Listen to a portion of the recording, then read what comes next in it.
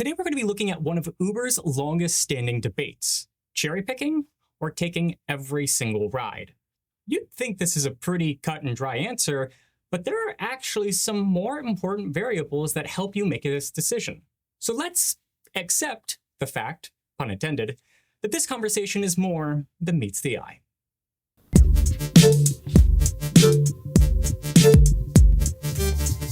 Hey everyone, it's Kian for the Rideshare Guy, pronounced Kian. And guys, the only thing I really need you to accept is that subscribe button right down below, right next to the notification bell. Make sure you're ringing that so you guys never miss a new video from the Rideshare Guy. Okay, puns out of the way, I promise this time. Let's actually talk about cherry picking and taking every ride. And before we go any further, I'll actually give you my own stance on it because I am somebody that majority of the time I will be a cherry picker. I will choose which rides I decide to accept and decline. There is one exception though, but it's going to be something we cover later in the video. So in order to figure out which option of cherry picking or taking all of the rides that you're offered is actually going to be best for you, let's actually break down some specific conditions in your market to figure out what's actually going to work better for you. And for starters, the most obvious one is how well does your market pay in general?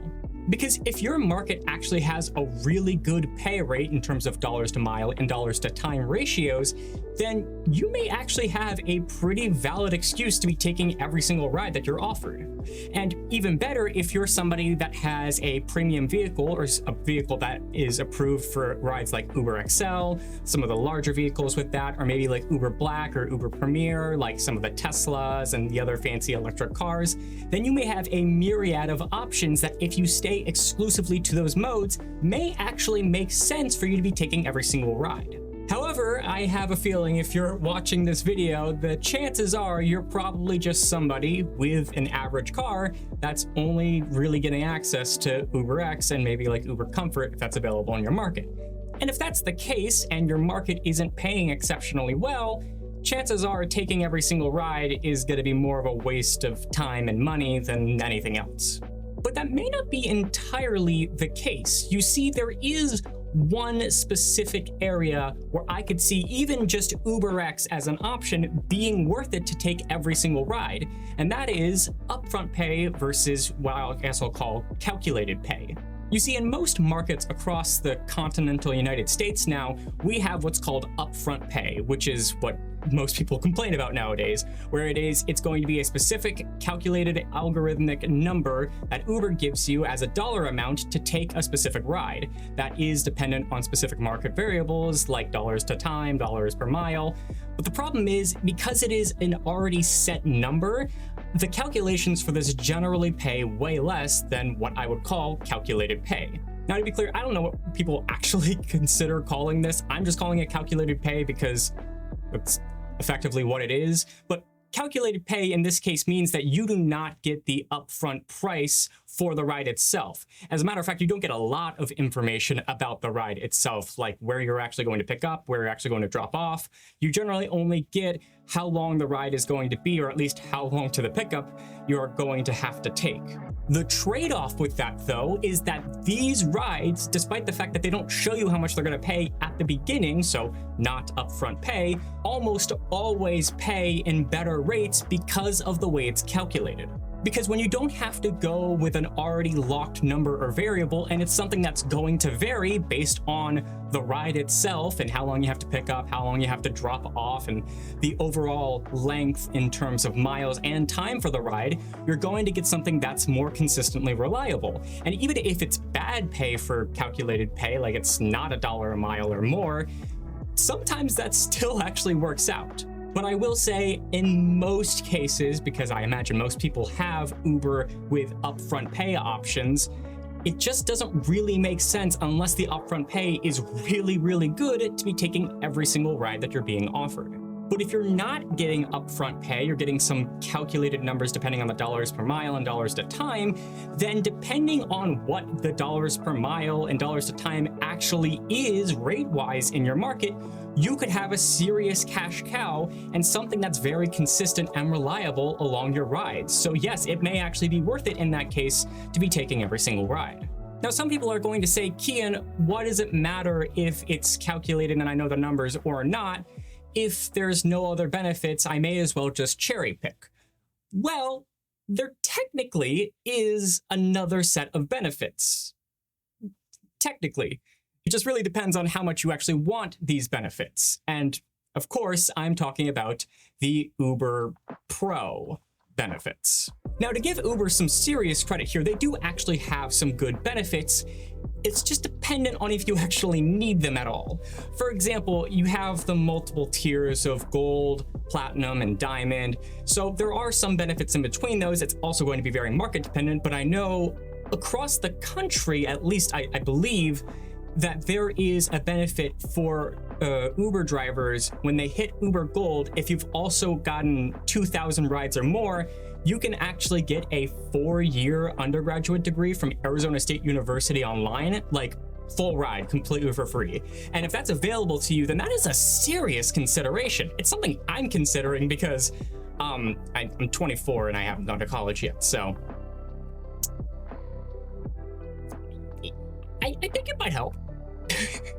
And I can't really talk about what benefits Uber Pro has because it's going to be different with every market. Like, for example, with my market, I know they have Rosetta Stone as an option where you get a subscription for that, or it's like a 1-year deal or something like that. I know they give you the first year. Once you hit Uber Platinum, they give you like a 1-year Costco membership for free. And to be fair, I do have a Costco nearby, so that was helpful when I did redeem it the first time, but you only get it once. And some other intermingled benefits in between. Unfortunately, the Uber Pro line of benefits is another one of those things that has progressively gotten worse over time, and I wish that they would do more to emphasize this, because I think depending on whether or not the benefits are good for you in your market may actually be a serious factor cost-wise and rate-wise as to whether or not you should be taking maybe not all of your rides, but at least a majority of your rides to redeem those benefits.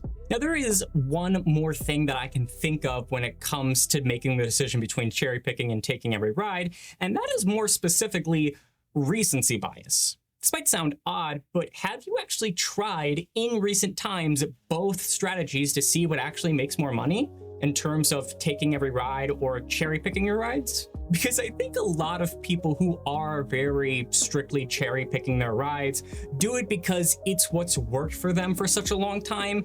And despite the fact that Uber is always an adapting game and you have to play the game along with Uber, people are very stern and strict in the way that they want to drive for Uber. And like, I get that, I'm not sliding people for that, but I also think that there are a good couple of markets where it may actually make sense to be taking every ride, even if the rides aren't all that glamorous, because declining rides in those markets generally means you're waiting forever just to get decent rides. So if this is something you haven't tried out recently in terms of cherry picking or taking all of your rides, I would actually give it another go if it's something you haven't done in quite some time, and actually reach some of those higher Uber tiers, especially if you have like advantage mode in your market for some reason and it's like a higher set base for the acceptance rate. I think in my market it's like 25%, which is brutally easy to acquire. So I don't know, maybe throw in advantage mode if that's gonna actually be difference for you. Like, experiment, test things out. You have to test the market alongside testing your strategies. And this somewhat leads into my conclusion throughout this entire video that you've probably already kind of picked up on. My conclusion is that in most cases, cherry picking is going to be the option for most drivers. Because in too many markets across the continental United States right now, it's just not enough pay to justify not cherry picking and not really having a strategy beyond just taking every ride that you're given.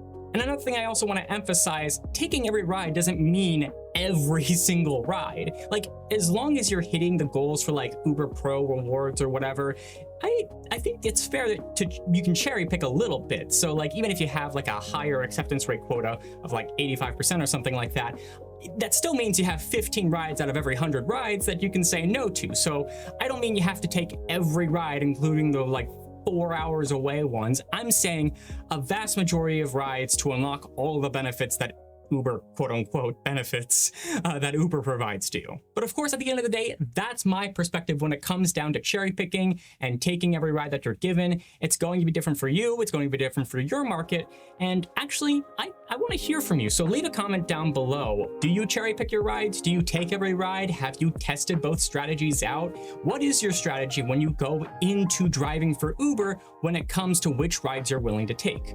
So of course, leave your comments down below. I'd love to hear your opinions. And hey, you're already down there and you've made it this far into the video. Why don't you make sure you drop a like on the video? It helps us out. It tells the algorithm, hey, we're awesome when it comes to making content out here. And it really helps out the Rideshare Guy as well. And that's all for me for this video. Thank you guys so much for watching and stay cool.